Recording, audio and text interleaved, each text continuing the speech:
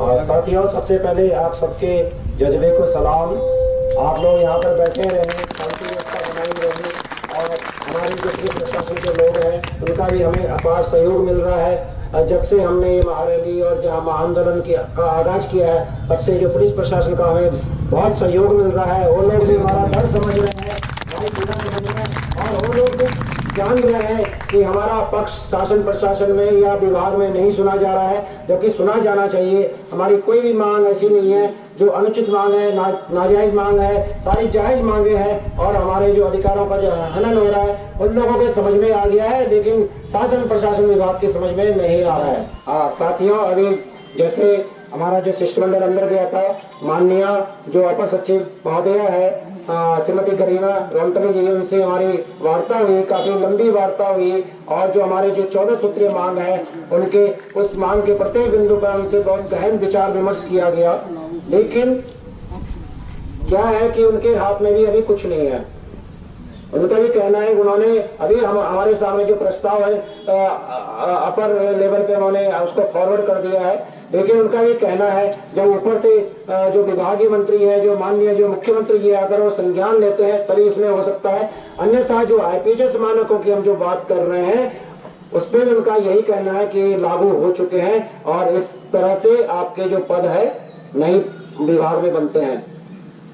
तो आईपीएस मानकों को लेकर हमारी उनसे बहुत चर्चा हुई कि जो राज्य की विषम भौगोलिक परिस्थितियां हैं, केंद्रीय जो नीति है उसको क्यों यहाँ पर थोपा जा रहा है। उनके द्वारा ये भी कहा गया कि आपके जो रोजगार वाले साथी है उन्हीं के द्वारा स्थानांतरण की जो मांग की गई, जबकि ये पायलट प्रोजेक्ट था और जो दूरस्थ ग्रामीण क्षेत्र की जो हमारी जनता थी वहां पर लोगों को प्राथमिक स्वास्थ्य उपचार देने के लिए ये व्यवस्था उस समय बनाई गई थी। लेकिन आपके कुछ साथियों ने अपने व्यक्तिगत स्वार्थ के कारण आज जो ये व्यवस्था को है इसको बिगाड़ने का काम किया है।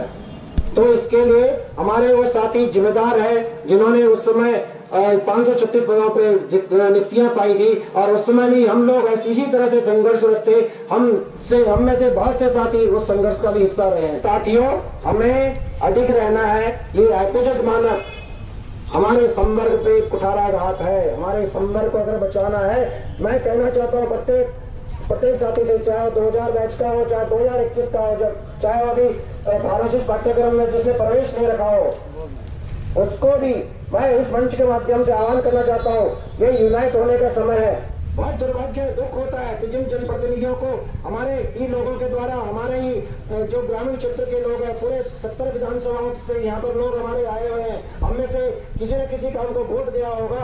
आज वो विवश है इस आंदोलन को करने के लिए, इस सड़कों पर बैठने के लिए, और कहीं से भी हमें सकारात्मक जवाब नहीं दिया जा रहा है।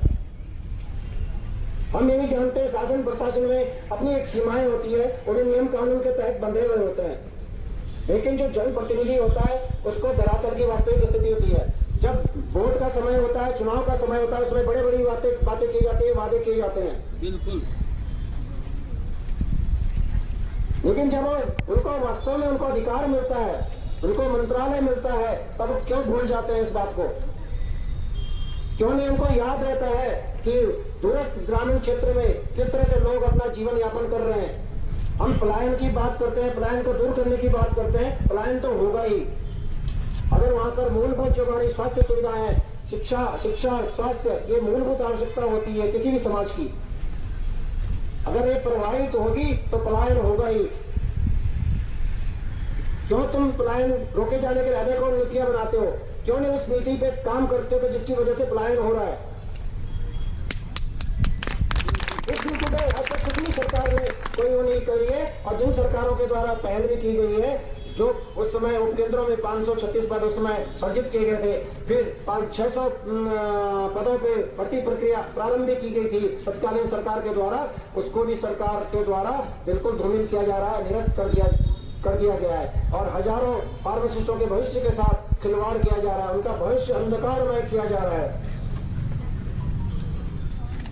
हम सरकार से ही पूछना चाहते हैं, हमारे जो माननीय मुख्यमंत्री जी है और बहुत दृढ़ संकल्पित है, वो ऊर्जावान है, अच्छी समझ रखते हैं, हम उनसे यही अनुरोध करते हैं कि कृपया इस आंदोलन का संज्ञान ले, शीघ्र उसका संज्ञान ले, हमारे जो मांगे हैं उनको समझे।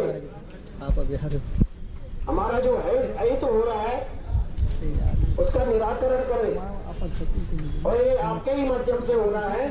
और यदि आप इसका संज्ञान लेते हैं तो बहुत अच्छी बात है, यदि नहीं लेते हैं तो आज आप 200 देख रहे हैं, कल आपको 2000 लोग यहाँ सड़कों पे दिख जाएंगे, कोई दिन दूर नहीं।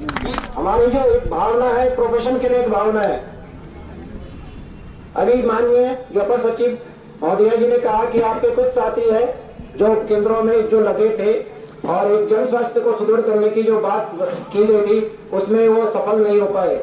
तो मैंने उनसे यही कहा, मैन एक भरा हुआ गिलास होता है, एक आधा गिलास होता है और आप तो उसका जो खाली पार्ट है उसको देख रहे हैं, आप इस चीज को नहीं देख रहे हैं। 100 में से 90 लोगों ने काम किया और 10 लोगों ने काम नहीं किया, तो आप उन 10 लोगों को प्राथमिकता दे रहे हैं और 90 लोगों के काम को नजरअंदाज कर। यदि आप जो वास्तविकता है, धरातल की वास्तविकता है, उसमें जाएंगे तो आपको पता चल जाएगा कि फार्मासिस्ट किस तरह से इस कोरोना काल में सबसे ज्यादा जो महामारी का असर हुआ शहरी क्षेत्र में हुआ। क्यों हुआ?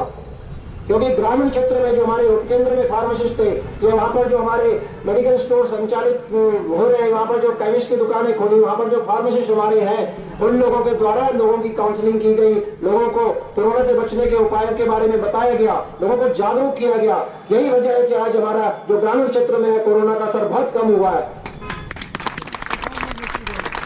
ये तो फार्मासिस्ट की देन है, इसमें फार्मासिस्ट का योगदान है, महत्वपूर्ण योगदान है।